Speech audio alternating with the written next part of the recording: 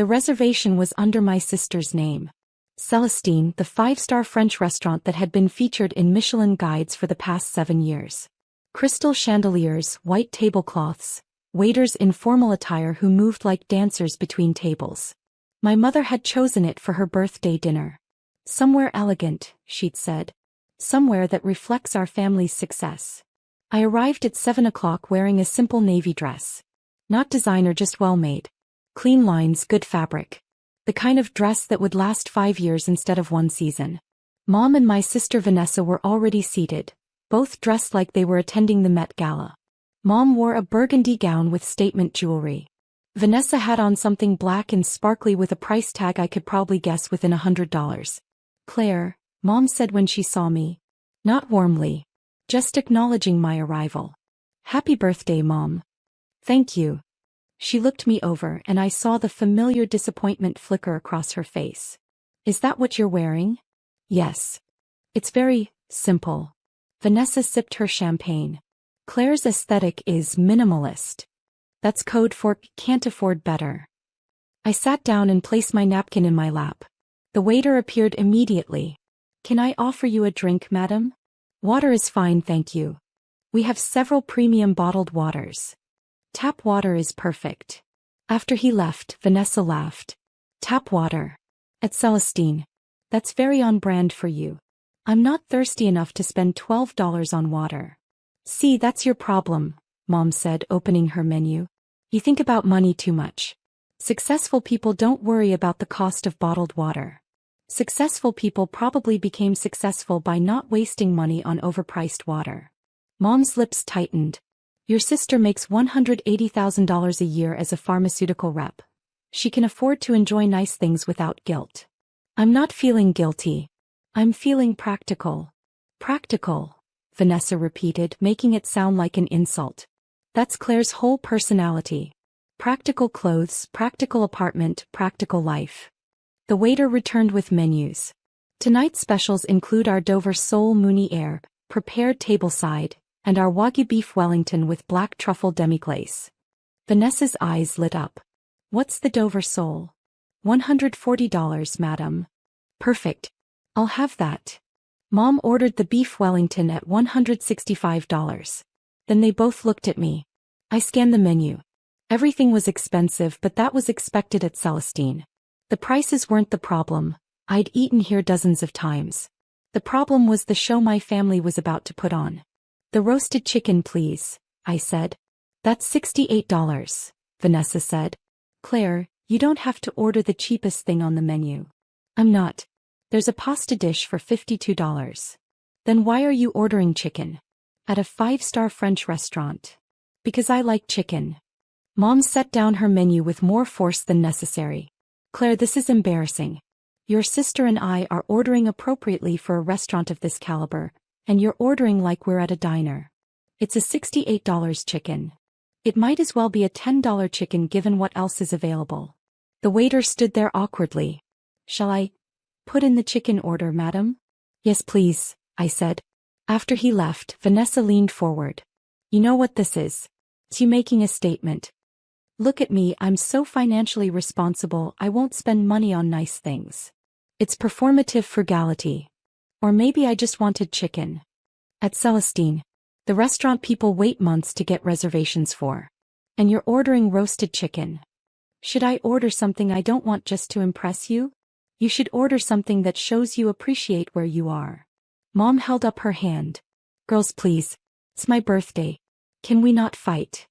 "Sorry, Mom," Vanessa said. Then to me, "But seriously, Claire. Look around. Look at what people are wearing, what they're ordering. This restaurant is for successful people. People who've made something of themselves. And I haven't? Have you?" Vanessa's voice was genuinely curious, like she really wanted to know. "You work in restaurant consulting. You won't tell us how much you make. You live in a 1-bedroom apartment. You drive a 7-year-old Subaru. Nothing about your life says success. Maybe because success doesn't have to be loud. It does if you want people to know about it." Mom sighed. "Claire, honey, your sister isn't trying to be cruel. She's concerned. We both are. You're 33 years old. We just want to see you thriving." I am thriving. Are you? Mom looked at me with genuine worry. Because from where we sit it looks like you're barely getting by. I'm doing fine. Fine isn't thriving. Vanessa is thriving. She has a career, a beautiful home, a fiancé who adores her. She travels, she enjoys life. You just seem to be existing.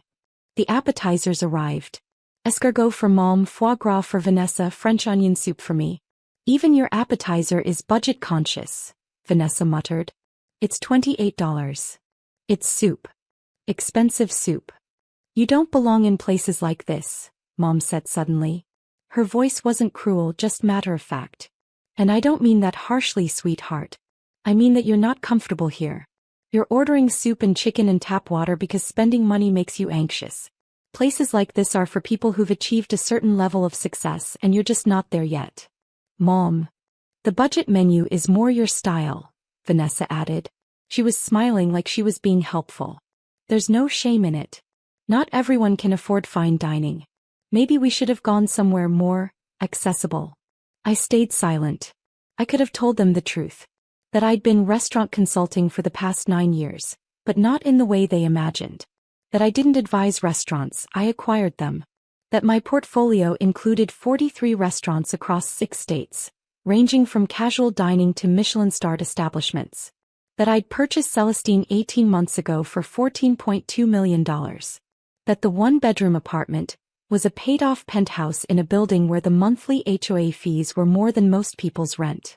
That my 7-year-old Subaru was paid for in cash and ran perfectly, so I saw no reason to replace it.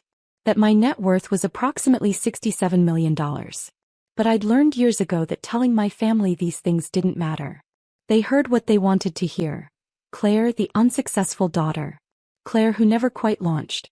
Claire who needed their concern and their advice. So I ate my soup in silence. Mom and Vanessa talked about Vanessa's upcoming wedding.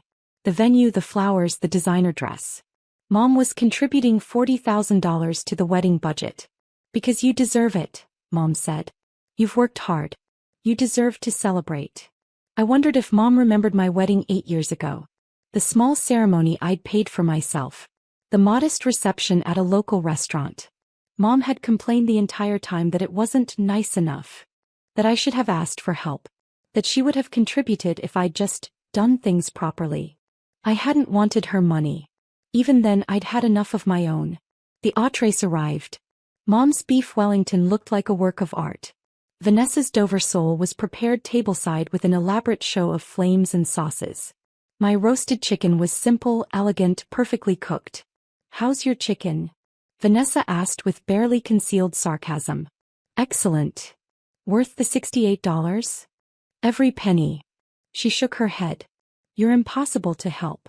Halfway through the meal I noticed movement near the kitchen. Pierre Beaumont, the head chef, was emerging. He was looking around the dining room searching for someone. His eyes landed on our table. On me specifically. My stomach dropped. Pierre was brilliant. A 3 Michelin-star chef who'd agreed to stay on after my acquisition on the condition that he maintained complete creative control. We'd negotiated for 3 weeks before reaching an agreement. He reported directly to me and the restaurant board, which I chaired. We had a board meeting scheduled for next week. He knew not to approach me publicly. We'd discussed maintaining my anonymity. So why was he walking toward our table? Claire, he said when he reached us. His French accent was thick. Madam, I apologize for the interruption. But there is an urgent matter. The restaurant board needs your signature on the supplier contracts tonight. The deadlines. He stopped. He'd seen my face. The subtle shake of my head. Too late. Mom was staring at him. I'm sorry, what did you say? Pierre looked confused. I said the board needs Ms. Chen's signature. The board. Vanessa's voice was sharp. What board? Pierre looked at me. I could see him trying to understand what was happening. Why I hadn't told my family. What he should say now. The restaurant board, he said carefully. Why would Claire need to sign anything for Celestine's board? Mom asked. The answer was obvious, but Pierre clearly didn't want to be the one to say it. He looked at me again, silently pleading for guidance. I set down my fork. Because I chair the board. Silence. Then Vanessa laughed. What? Oh, that's ridiculous. I chair the restaurant board for Celestine. But you're a consultant, Mom said. I consult on restaurants I own. Then I serve on their boards. Pierre was backing away slowly. I will leave the documents at the host stand for you, madam. My apologies for the interruption. He disappeared back toward the kitchen before anyone could ask more questions. Mom's face had gone pale. Claire, what is he talking about? I own Celestine. You own this restaurant? Yes. This restaurant specifically? Celestine. Yes. Vanessa was shaking her head. That's impossible. Restaurants like this cost millions. You don't have millions. I have enough. How much is enough? I purchased Celestine for $14.2 million 18 months ago. The table next to us had gone quiet. They were trying not to stare but failing. Mom's voice was barely a whisper. $14 million. That's what the previous owners were asking. I negotiated down from $16 million. But where? How would you get $14 million? From the other restaurants. The portfolio generates about $9 million annually. I financed part of the Celestine purchase, but I had enough for a substantial down payment. Vanessa was scrolling frantically on her phone. There's nothing online about you owning Celestine. I keep a low profile. The ownership is through an LLC. But someone would know. The staff would. The staff does know. The board knows. The chef knows. They're just discreet. Mom was still processing. You own other restaurants? A portfolio.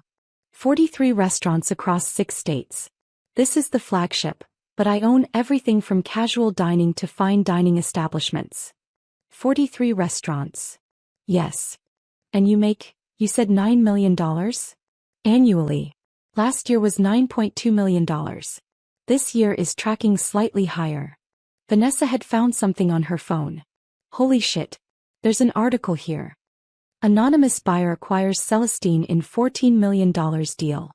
It says the buyer is a private investment group with extensive restaurant holdings. That's my LLC.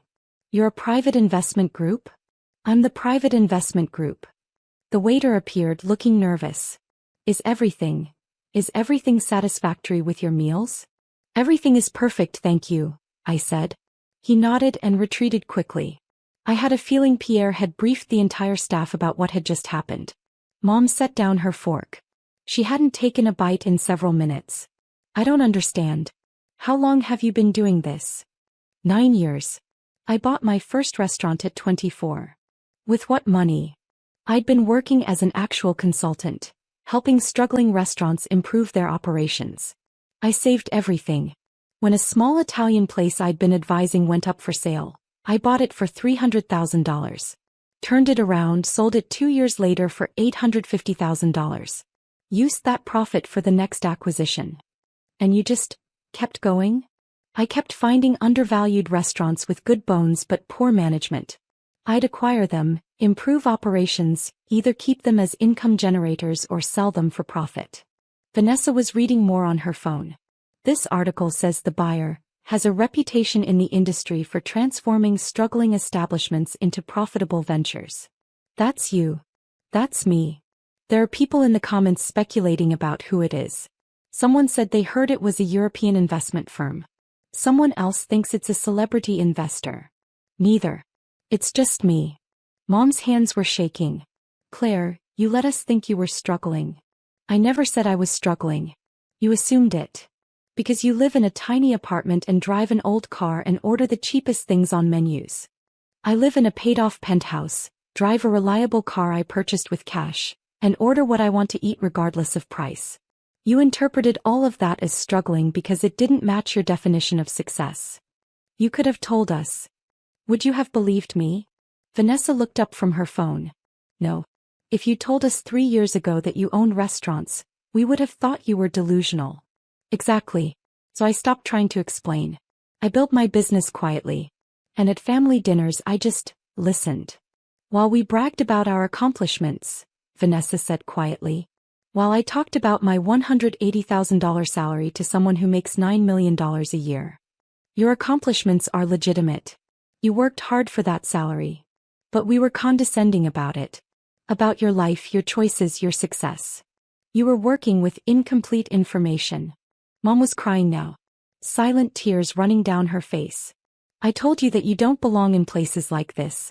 I said this restaurant is for successful people. And you own it. Yes. Why didn't you say something? Right then? Why did you just sit there? Because I've learned that correcting people's assumptions just makes them defensive. It's easier to let them think what they want. Even when what we think is completely wrong. Especially then. Our waiter appeared again, this time with the restaurant manager, Laurent, who I'd hired 6 months ago. He approached carefully. Miss Chin, Laurent said quietly. Chef Beaumont apologizes profusely for the disruption. He was unaware that you were dining with family and had not disclosed your position. It's fine, Laurent. It was bound to come out eventually. Nevertheless, he wishes to offer his personal apologies. And the staff would like to know if you'd prefer to move to the private dining room for the remainder of your meal. That won't be necessary. Very well. Also, Chef has prepared a special dessert course for your party if you'll accept it. Of course. Thank you, Laurent.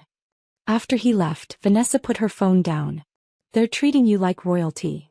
They're treating me like their employer. Same thing in a restaurant context. Mom wiped her eyes.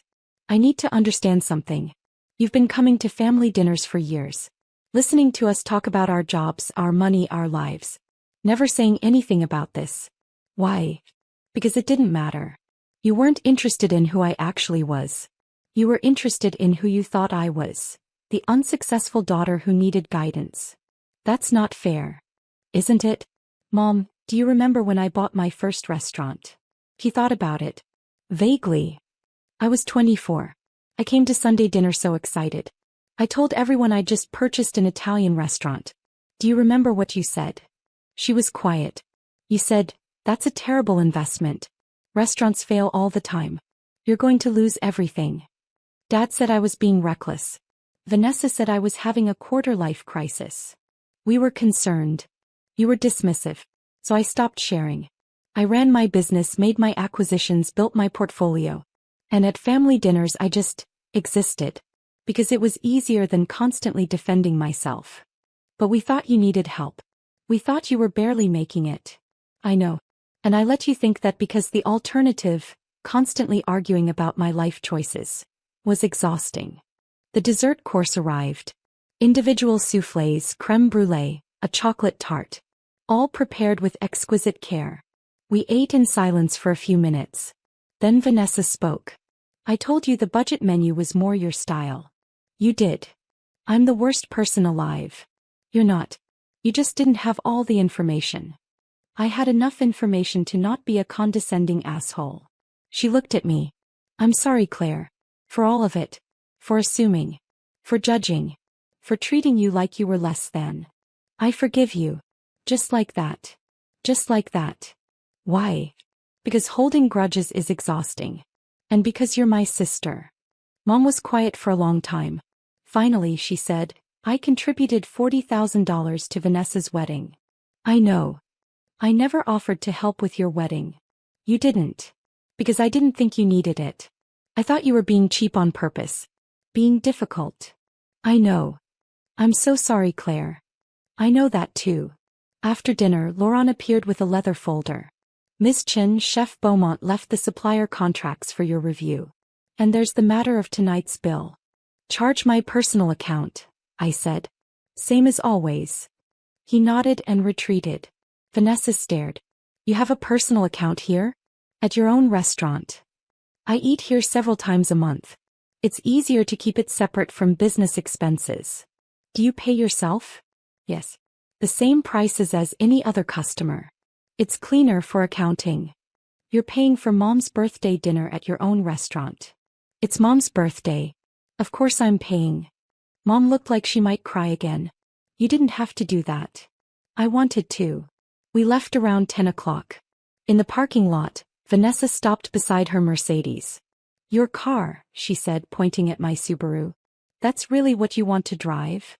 It's reliable, fuel-efficient, and paid off. Why would I replace it? Because you could afford a Ferrari. I could afford a dealership. But I'd still drive this. She laughed. You're the weirdest rich person I've ever met. I'm the only rich person you've met. Fair. Mom hugged me longer than usual before getting in her car. Can we talk this week? Really talk? Of course.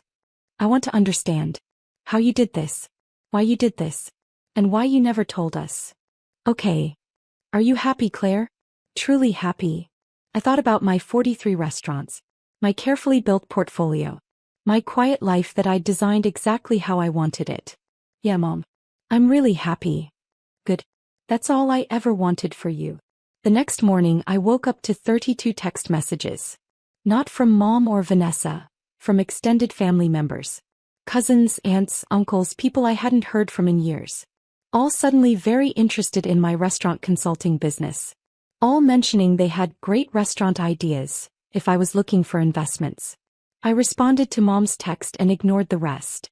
3 days later Mom invited me to lunch. Not at Celestine, at a small cafe near her house. I wanted somewhere neutral, she explained. Somewhere you don't own. I don't own this one. Good. We ordered coffee and sandwiches. Then Mom pulled out a notebook. I've been thinking, she said, about all the times I gave you unsolicited advice. About your career, your life, your finances. I made a list. Mom, you don't need to. I do. Because I need to apologize for each one. Starting with the time I suggested you get a real job with benefits when you were building your portfolio. That was 2019. You'd already owned 8 restaurants at that point. Mom. Let me do this. Please. So I let her. She went through her list. Every dismissive comment, every piece of unwanted advice, every time she treated me like I needed to be rescued from my own choices. When she finished, she closed the notebook. I'm not asking you to forget any of that. I just need you to know that I see it now. I see you now. Thank you. Can I ask you something? About the money? Of course. Do you ever feel guilty? Having so much when others have so little? Every day. That's why I focus on restaurants that employ people, serve communities, create opportunities. It's not charity, but it's not just profit either. She smiled. Your father would be proud. He always said you were the smart one. He said that. All the time. He just didn't know how to tell you. We talked for 2 hours. Really talked for the first time in years. About my business, my life, my future plans. Mom asked questions, real questions, not judgmental ones. She listened without offering advice. As we were leaving, she said, Vanessa wants to have dinner. Just the 3 of us. No husbands, no partners. Just the girls. I'd like that. She's embarrassed. About how she treated you. She doesn't need to be. She does though. That's part of learning. Being embarrassed by your past behavior. 2 weeks later, the 3 of us met at a small Italian restaurant. Not one I owned. I'd learned that lesson. Vanessa brought a gift. It's not much, she said, handing me a wrapped box. Inside was a book, The Silent Entrepreneurs, Building Empires Without Fanfare. I found it at a bookstore, Vanessa said. Made me think of you. Thank you. Also, I want to apologize. I know I already did, but I've been thinking about it more.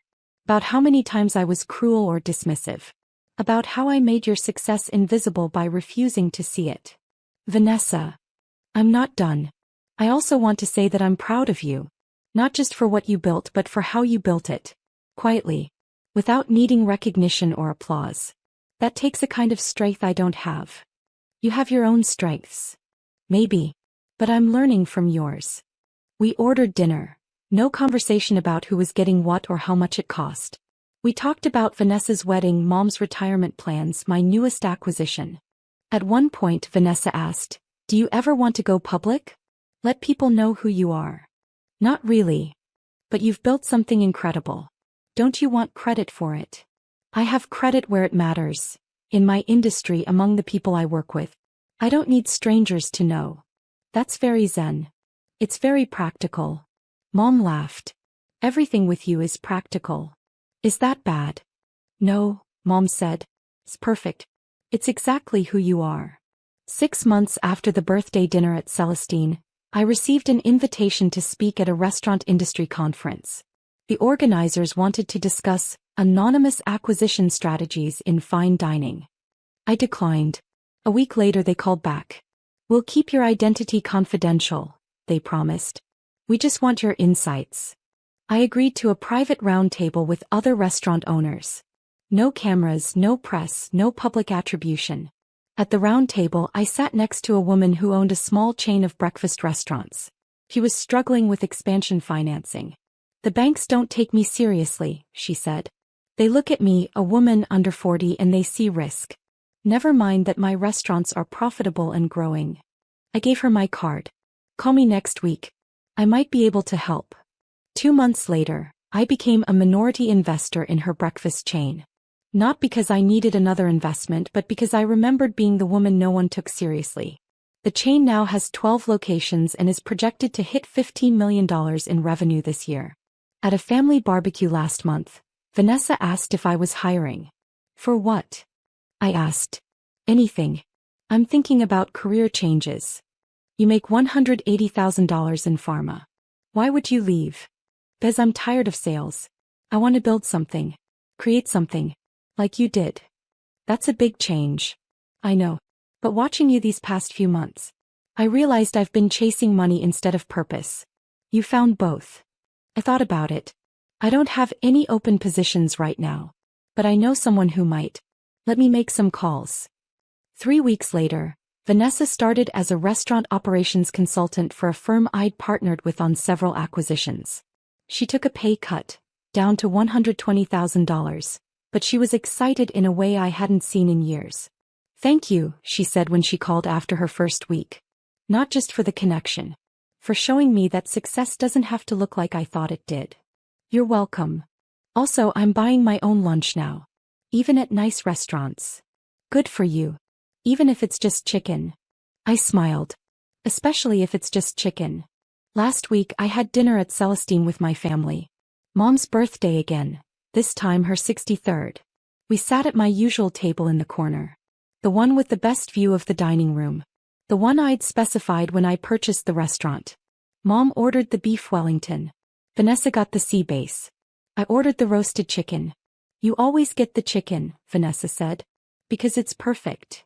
Even though you could order anything? Especially because I could order anything. I order what I actually want. Mom raised her glass. To Claire. Who taught us that success doesn't have to be loud to be real. We toasted. We ate. We talked about our lives, honestly without posturing or pretense. And when Pierre came out from the kitchen to greet us, he smiled at me and said, "The chicken is prepared exactly as you like it, madam." Perfect, I said. Thank you, Pierre. After he left, Vanessa shook her head. You have the head chef of a Michelin-starred restaurant remembering how you like your chicken. I eat here a lot. You own here a lot. That too. Mom was quiet for a moment. Then she said, You know what I regret most? What? All those years I spent worrying about you. Thinking you needed help. Giving you advice you didn't need. I wasted so much energy trying to fix something that wasn't broken. You were being a mom. I was being a mom who didn't see her daughter clearly. That's different. You see me now. I do. And I'm still learning things. Like how the quietest person at the table is often the most successful. How simplicity is a choice, not a limitation. How strength doesn't always look like what we expect it to look like. Vanessa added, and how owning a 7-year-old Subaru is a perfectly valid choice even when you're worth tens of millions. Especially then, I said. We finished dinner. Pierre sent out a special dessert course. Not because I own the restaurant, but because he took pride in his work and wanted us to experience his latest creation. We ate it slowly, savoring every bite. And in that moment, sitting with my family in my restaurant, I realized something. The best revenge isn't proving people wrong. It's living so authentically that their wrong assumptions simply become irrelevant. I didn't need my family to know I was successful. I needed to be successful on my own terms. And I'd been doing that all along. Quietly. Consistently. Without fanfare. Just like my roasted chicken. Simple, perfect, and exactly what I wanted. Nothing more. Nothing less. Exactly enough. I'd been sorting mail in the basement of Carter Industries for 3 years. At least that's what everyone thought I did. The fluorescent lights hummed overhead as I organized envelopes into bins, my hands moving automatically through a routine I could perform in my sleep. Through the thin ceiling, I could hear footsteps and muffled voices from the executive offices above. My family's voices mostly. Dad's booming laugh. My brother Marcus's sharp, commanding tone. My sister Jennifer's precise, clipped instructions to her assistant. They all worked upstairs. In the real offices. With windows and mahogany desks and leather chairs. I worked in the mailroom. Still down here playing with letters? Marcus had said last week, stopping by on his way to somewhere important. He'd been holding a file marked confidential board review, and wearing a suit that cost more than my monthly rent. You know, Dad keeps hoping you'll show some ambition. Take night classes. Try to work your way up. I'd smiled and nodded, stacking packages with careful precision. What Marcus didn't know, what none of them knew, was that I'd been the one who paid for that suit. And the car he drove. And the mortgage on Dad's house. And Jennifer's daughter's private school tuition. What they didn't know was that every Friday at 4:47 p.m., I left the mailroom, walked 3 blocks to a private office building, and attended a very different kind of meeting. The kind with floor-to-ceiling windows overlooking the city. The kind where people called me Miss Carter and stood when I entered the room. The kind where I reviewed financial statements showing that I controlled 67% of Carter Industries shares. My grandfather had been meticulous in his planning. When he died 8 years ago, everyone assumed the business had been split evenly among his children and grandchildren. There had been a will reading, inheritance announcements, tearful speeches about legacy and responsibility. What there hadn't been was any mention of the trust he'd established 23 years earlier, when I was 5 years old. The trust that had been quietly accumulating shares, purchasing stock during the company's difficult years when other family members were selling off portions to maintain their lifestyles. The trust that had matured on my 25th birthday, 3 years and 2 months ago, making me the majority shareholder of the entire family empire. Grandpa had left a letter with his attorney. I'd read it so many times I had it memorized. Sarah, by the time you read this, you'll understand why I never told the others. Your father is a good man but a terrible businessman. Your brother has ambition but no patience. Your sister has intelligence but no vision. You have something they don't. You listen, you observe, and you understand that real power doesn't announce itself. It waits. The company needs someone who knows when to be silent and when to speak. I trust you'll know the difference. So I'd waited. And watched. And sorted mail. The mailroom position had been Dad's idea, actually. Everyone should start at the bottom, he'd announced at a family dinner 4 years ago. Build character. Understand the business from the ground up. Marcus had started in sales and been promoted to VP of operations within 18 months. Jennifer had begun in marketing and was now Chief Strategy Officer. They'd started at the bottom the way rich kids always do, with a clear path to the top and a safety net woven from family connections. I'd actually started in the mailroom. And stayed there. Because from the mailroom I could see everything. Every memo, every contract, every confidential document passed through my hands before reaching its destination. I knew about the failed expansion into the Texas market before the board did. I knew about the client complaints in the Midwest region before Dad did. I knew about Marcus's expensive mistakes and Jennifer's risky proposals before anyone thought to tell me. I knew everything. And they thought I knew nothing. Sarah. Marcus's voice echoed down the stairwell. Sarah, are you down there? I looked up from the package I was labeling. Yeah. Board meeting in 10 minutes. Make sure Dad's mail gets to his office before lunch. He's expecting something from the Singapore office. Got it, I called back. The Singapore office. That would be the contract for the manufacturing partnership. I'd already read it, of course. I'd also already had my attorney review it and identify 3 problematic clauses that would cost the company approximately $2.3 million over 5 years if left unchanged. I'd drafted suggested amendments last week. They sat in a file in my other office, the one my family didn't know about. Waiting. And Sarah. Marcus's voice again, closer now. He was coming down the stairs. Maybe wear something nicer tomorrow? We're having potential investors tour the building. Don't want them thinking we're running some kind of, you know. He gestured vaguely at my jeans and company polo shirt. Some kind of business that employs people in the mailroom? I asked. He had the grace to look slightly uncomfortable. You know what I mean. Just, make an effort. Sure, Marcus. He left. I went back to sorting.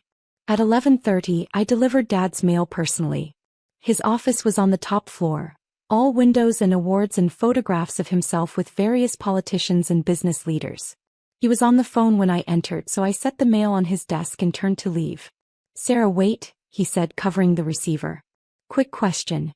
Your mother and I are hosting a dinner next week. Some important clients. Would you mind helping in the kitchen? The caterer could use an extra pair of hands." I'd been helping in the kitchen at family events since I was 16. Serving drinks, clearing plates, staying invisible while the important people talked about important things. "Of course," I said. "Great. You're a lifesaver." He returned to his call, already forgetting I was there. I closed the door quietly behind me. In the elevator I checked my phone. 3 messages from my attorney, David Chin. 1 from my financial advisor. 1 from the chairman of our board, Robert Martinez, who was one of 3 people who knew the truth about my ownership stake. David's message was brief. "They're moving forward with the merger. Meeting at 2 p.m. today. Your presence required." The merger. Marcus's big project. He'd been working on it for 6 months. A $12 million deal to acquire a smaller manufacturing company that would, in his words, revolutionize our supply chain and establish Carter Industries as a dominant force in the sector. What it would actually do was saddle us with $4.5 million in hidden debt, a facility that needed $2 million in immediate repairs, and a toxic work culture that had driven away 3/4 of the acquired company's skilled workforce. I knew this because I'd had it investigated thoroughly.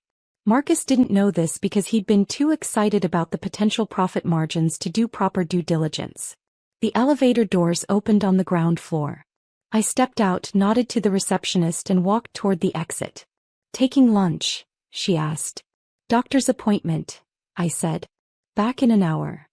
3 blocks away, in the glass and steel tower that housed Chin and Associates, I rode a different elevator to a different floor. The doors opened onto a reception area with modern art and leather furniture. A young associate greeted me by name. "Ms. Carter, Mr. Chin is waiting in the conference room."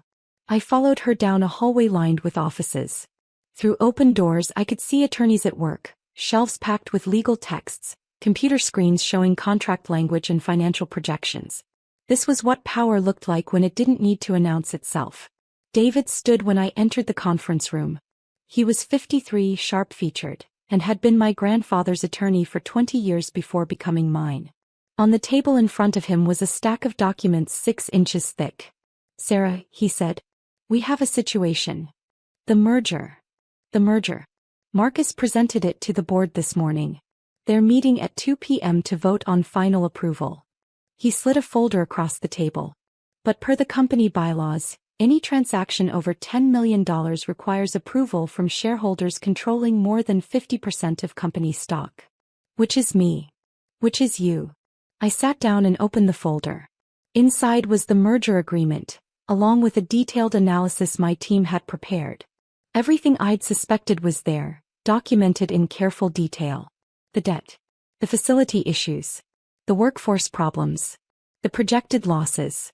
"If this goes through," David said, "Carter Industries will be in serious financial trouble within 18 months. Marcus doesn't see that. Marcus sees what he wants to see. The board will follow his recommendation because they trust him. Your father will vote yes because he wants to believe his son is as brilliant as Marcus thinks he is. And Jennifer? Jennifer will abstain. She doesn't like the deal but won't oppose her brother directly. Family politics." I nodded slowly, reading through the analysis. It was worse than I'd thought. If this merger proceeded, it wouldn't just hurt the company, it could destroy it. "The board meets in 2 hours, David said. "What do you want to do?" I looked at the documents spread across the table. 3 years of watching. 3 years of sorting mail and staying silent. 3 years of letting my family treat me like the one who couldn't cut it in the real business world. 3 years of waiting for the right moment.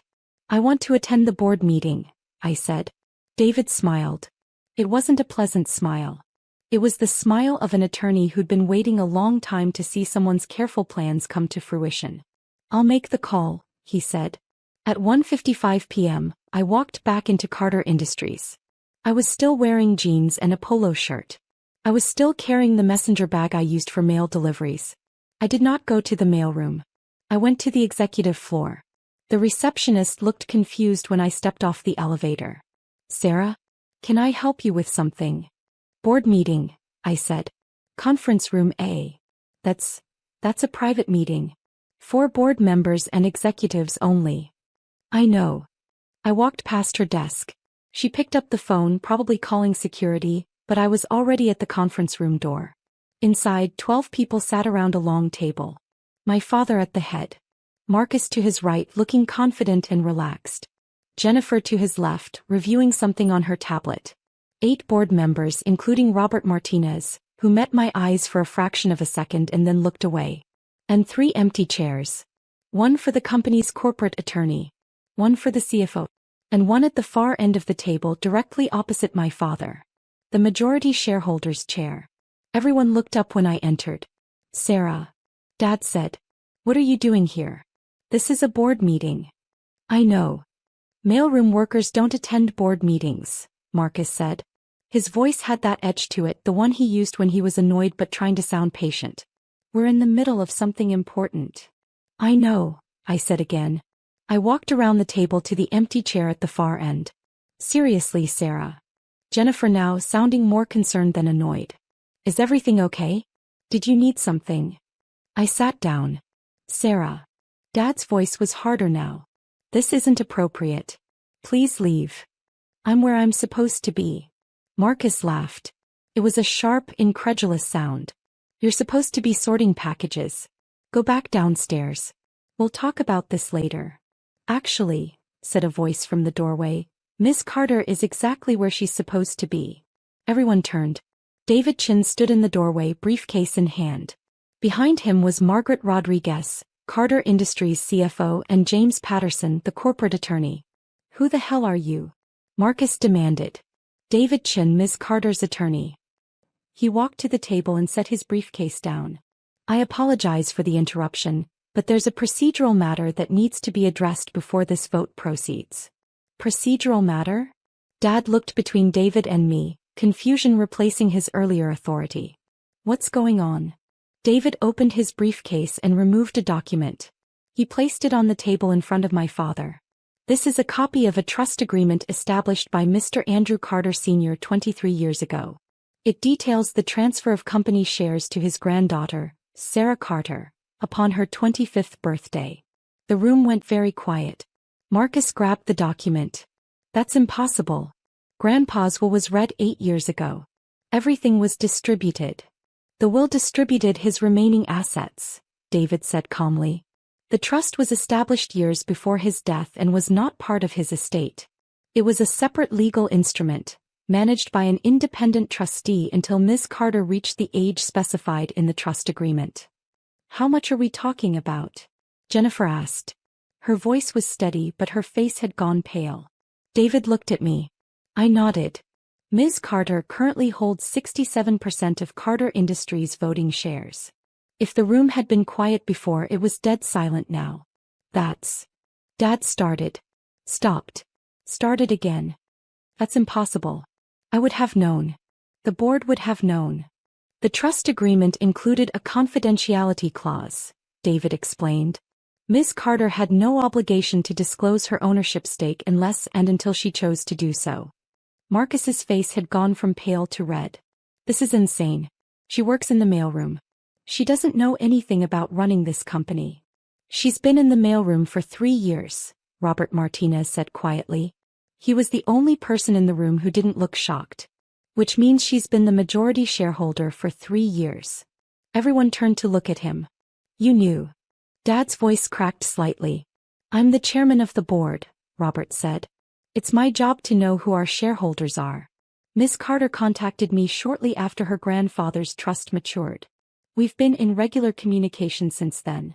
Regular communication. Marcus slammed his hand on the table. You've been lying to us for 3 years? I haven't lied about anything, I said. It was the first time I'd spoken since David arrived. No one ever asked. No one asked if you secretly owned the company? No one asked much of anything actually. Mostly people just told me where I belonged. The words hung in the air. Jennifer closed her eyes. Dad's face had gone gray. This is ridiculous, Marcus said, but his voice had lost its edge. Even if this is true, even if you somehow got your hands on that much stock, You don't know anything about this business. You sort mail. I read it too, I said. What? The mail. I read it. Every memo, every contract, every financial report that passes through this building crosses my desk first. I've been reading everything for 3 years. Margaret Rodriguez made a sound that might have been a laugh or a gasp. That's... Marcus looked around the table for support. That's unethical. It's her job, David said. Mail handling includes routing documents to their appropriate recipients. Ms. Carter has been performing her assigned duties with exceptional thoroughness. The merger, Dad said suddenly. This is about the merger. Yes, I said. You want to block it. I want to prevent a catastrophic mistake. Marcus exploded. Catastrophic? This merger will make us the dominant force in our sector. The profit projections alone are based on incomplete information, I interrupted. The company we're acquiring has $4.5 million in hidden debt that isn't reflected in their public statements. Their primary manufacturing facility needs $2 million in immediate repairs to meet current safety codes. And their workforce has a turnover rate of 73% because of a toxic management culture that's resulted in 3 separate lawsuits in the past 18 months. Absolute silence. That's... Marcus's voice was weak now. Where did you get that information? I had it investigated. Properly. When? 4 months ago. When you first proposed the merger. I opened my messenger bag and removed a folder. Inside was the full report, 200 pages of detailed analysis, financial projections, and legal assessments. I slid it across the table to Marcus. If we proceed with this merger, I said, Carter Industries will be facing financial crisis within 18 months.